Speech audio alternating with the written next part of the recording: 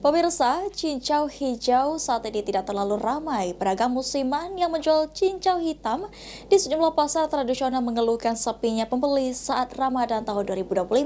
Sehingga sejumlah pedagang hanya mampu menjual 5 loyang cincau hari per harinya, maksud kami.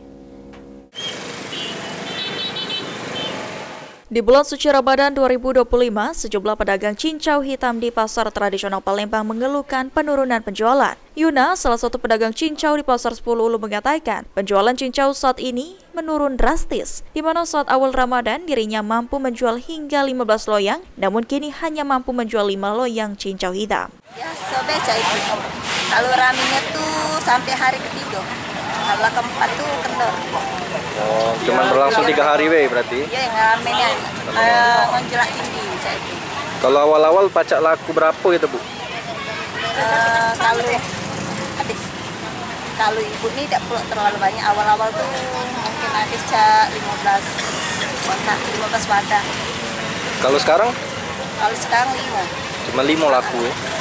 Kalau yang agen lain banyak. Dia kan ibunya kan campuran saya. Senada juga dikatakan pedagang lainnya, para pedagang sempat merasakan larisnya menjual cincau hanya pada 3 hari pertama saat puasa, namun kini berkurang. Peminatnya cak mana cincau nih? Kurang untuk Ramadan ini. Biasa sehari laku terjual berapa? Kalau puasa biasa-biasanya. Kalau yang awal-awal itu banyak sih, masih bisa kadang 50 loyang masih bisa masak.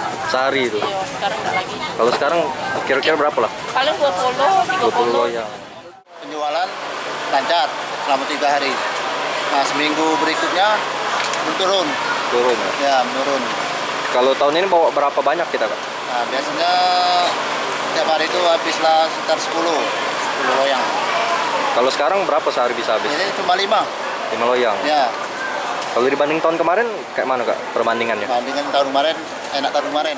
Harga cincau yang dijual setiap loyangnya bervariasi, mulai dari Rp18 hingga Rp20.000 per loyangnya. Sejumlah pedagang memprediksi tidak ada kenaikan penjualan cincau hitam meski mendekati Hari Raya Idul Fitri. Lutfi, PAL TV.